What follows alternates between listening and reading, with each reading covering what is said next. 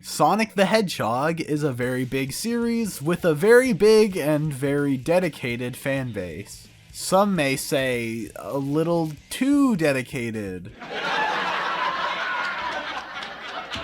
But a plus side to this is that the fandom is spread to even the most fringe corners of the web, Scratch obviously being one of them. So today, I've decided to take a look at various remakes and reimaginings of Sonic the Hedgehog to see if they're any good, or, more importantly, to see if they can beat that loser Mario. This is Sonic on Scratch.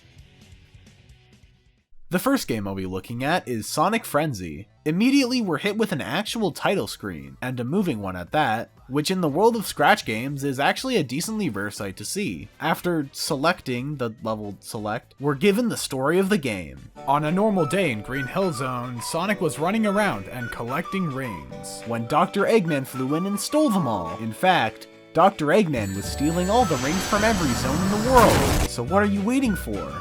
Go catch Eggman and get back those rings. That's actually a pretty clever story, because now the developer doesn't have to add rings, as well as the damage mechanic that comes with them. Once we're actually in the game, everything looks really nice. Well, almost everything. The game is this weird blend of normal platforming gameplay with a Sonic skin slapped on top of it. You play as Sonic with an actual working animated sprite sheet, and you traverse levels that look superficially similar, but don't at all play like Sonic games. The level design has been replaced with what almost feels like an obstacle course, but that's not inherently a bad thing. Making things easier is Sonic's newfound ability to bounce up walls, which the game would be much harder without.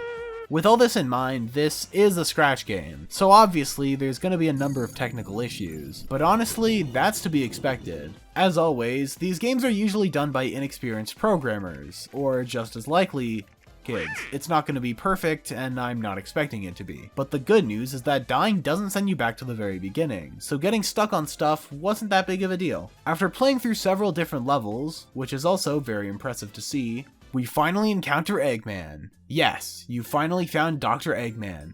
But where are the rings? Oh no! It appears that so many rings in one place has created a vortex. Dr. Eggman is escaping through the vortex. Quickly get inside and stop him. At long last, we've made it to the final section, the boss battle against Eggman. Here, little spike enemies are thrown at you, with alternating heights that you have to either jump over or stand still to duck under.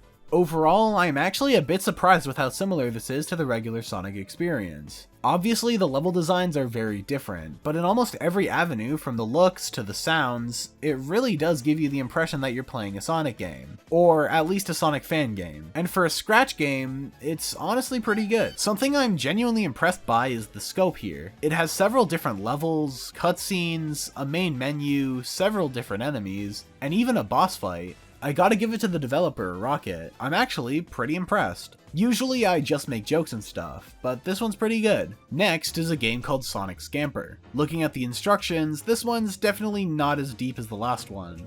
But hey, at least it has a menu. In this game, you mash the right arrow key to take as many steps as you can in a limited amount of time. Compared to the last game, they're on two completely different sides of the spectrum. One is from someone who's clearly at least somewhat experienced in Scratch programming, while the other game seems to have been made by someone who's just getting into it. For that reason, I feel like it would be kind of unfair to critique it, and there isn't anything else here, so let's just move on to the next one, called Sonic the Scratch Cat. According to the description, it was made in 2 hours. Make of that what you will. In this game you play as Sonic, but wait a minute, he's traced over the cat from scratch. There's only one level, Green Hill Zone. And for a Scratch remake of Sonic, it looks exactly what I imagined. The actual platforming doesn't feel terrible, so it seems like the only issue brought up by the short development time is the lack of any other levels. There are also no enemies or really any obstacles, and the game can be completed in only about a minute. The ring counter and timer add a little replay value, but really you'd be getting about 5 minutes of playtime out of it at most. But for the record, those 5 minutes were pretty amusing. Here are two games, both called Sonic a Platformer. The first one is Sonic a Platformer. In this one, you play as Sonic as he has to navigate the Mushroom Kingdom. Hello there, player. Welcome to Sonic Platformer. Well, thanks for the warm introduction. Platformers are a pretty common archetype of Scratch game, so it's common to see different users recreating the same format of game with different things that they like. On our journey, we have to face such perilous obstacles such as spikes, and PNG images of Knuckles the Echidna. Most games use a collision box to avoid getting stuck on things, but here, instead of that, it's designed around the sprite. Because of that, it's really easy for Sonic's legs to get stuck on objects in the environment, which is even worse when the levels are so tightly packed. After the level with the weird terrain, the game kind of just devolves into having to jump over different PNGs of random things. Then after that, I become pro. Aw yeah! The other one is called Sonic A Platformer. This one has an epic dubstep intro, so therefore it has to be better. In this one, you play as a blue cube, and you have to go from screen to screen collecting rings and Chaos Emeralds. You can actually spend the rings on different upgrades. A small change, but one that adds a little more variety. While it's more polished, I think I actually prefer the other one more. As a game, this one obviously has more going on, but without the random messages written by the creator, it feels a lot less personal, and loses out on a little bit of the charm I'd expect from a Scratch game. This next one's called Sonic Reimagined. Already just the most lively menu. I'm gonna play single player for now. Oh my god, it's an actual animated cutscene? On Scratch, I usually see animations and games separately, so seeing one that combines them, regardless of execution, is cool on its own. The actual gameplay is sadly not as impressive. You try to make it to the end of the level, and you move from screen to screen with seemingly random enemies and obstacles at each one. The gameplay is actually really similar to Super Mario Explore 4 from the last video. Each level, Sonic starts with 3 lives, and when an enemy touches you, you immediately lose one of them. The lives reset to 3 if you beat the level, and when you don't, you die, and you're left in purgatory with no way to restart the level, forcing you to reload the entire game and wait however long it takes you to get back to where you were. The controls feel a little weird. The jump almost arcs in a perfect V, and the momentum is weird. You'll find yourself going from barely moving to too fast in a matter of milliseconds. After beating the first level, I was taken to a bonus game where you jump and collect rings, which funnily enough was more fun than the actual level. Then Sonic and Eggman meet and talk about stuff, and I don't really care. Well, that was weird. And because of that, now I have to restart from the very beginning! Isn't that nice? I eventually made it back to Eggman, and this time things worked a lot more smoothly. We free Tails from his containment chamber where he lives, and we can finally move on to the next level. Unfortunately, when I loaded into Chemical Plant Zone, Sonic just didn't bother to show up. Luckily, the game saves after every zone, so I was able to... So it seems like Chemical Plant Zone just completely broke the game, and if Sonic can't spawn, then obviously I can't keep playing. Next is one called Sonic Dash. Being a pretty big mobile gamer, I know that Sonic Dash is that one endless runner game, so I'm actually quite interested to see how it was adapted to Scratch. Already, the menus are shockingly smooth. There's even an unlockable character in the form of Tails, who costs a lot of money to be freed from captivity. That's the second time this has happened now. Much like the game it's based off of, Sonic Dash is an endless running platformer. There's an inherent risk when it comes to how close to the right you are on the screen. On one hand, you're closer to where the obstacles are coming from, giving you less reaction time, but on the other hand, if you're too far back, you can get choked up navigating too many obstacles at once. Which means that, in this case, there was some sort of game design. Because it's imitating Sonic Dash, a game that's in the infinite runner genre, that allows for this remake to be just as replayable. That's to say, I actually just kept playing the game until I got Tails. So yeah, this one's pretty good. The next one is called Sonic the Hedgehog 2006. Sonic 06 is one of the most notoriously reviled games of all time. I talk more about its rushed and troubled development in my last video. And while I don't personally think the game is deserving of most of the hate it got, the final product was definitely disappointing compared to the game the devs initially wanted it to be. So can Ken the gamer manage to right the misstep Sonic 06 took? Well, no, obviously not. Starting things off, the title screen at least looks the same. Sort of. And now we're loading in, and I can't get down. Help. Ah, yes, I see they're copying the glitches from Sonic 06 as well. So after restarting the game, it's time to go into Act 1, Wave Ocean. That's just... wow. And that was it for Sonic. That was every single thing Sonic can do in the entirety of this game. But wait, there's more. We can also play as Silver.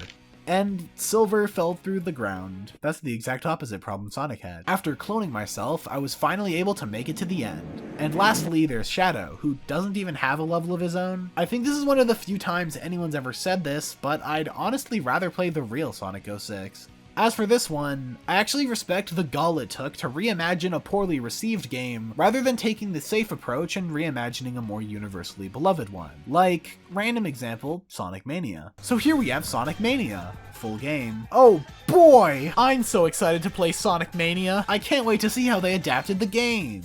Oh hell yeah!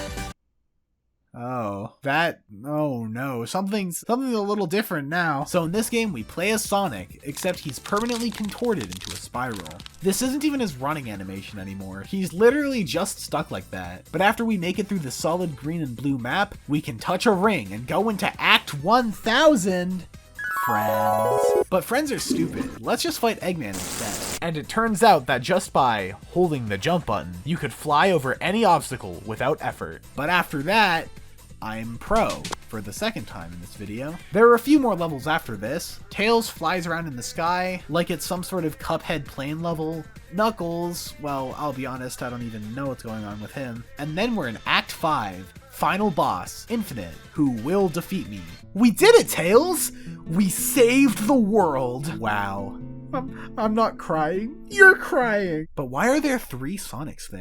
The last game I'll be looking at is Super Sonic Maker, obviously inspired by Mario Maker. This particular game is actually a remix of another one called Super Mike Maker, but while Mike Maker just uses the standard Scratch Cat, Super Sonic Maker replaces some of the assets with, who would have guessed, Sonic. At least most of the time, because sometimes the cat still shows up. Because of this though, it doesn't really feel like a Sonic game. The rings are just coins, you can breathe underwater just fine, and you don't go particularly fast. Being a level maker game, the quality is solely reliant on both the tools provided and the skill of the level designers. And yeah, I'll be honest, some of these levels aren't great, but that's the charm of a game like this. The tens of bad levels make the eventual rare great level all the more satisfying. So overall, I think Super Mike Maker is a very polished, high-quality game, with physics that felt so natural I didn't even register that I was playing a Scratch game. You know, if it weren't for the cat right in front of me. And because of this, Sonic Maker is also pretty good too. And that was Sonic on Scratch. But after all of this, how does it compare to the Mario games? They're both pretty good, I guess. Bye!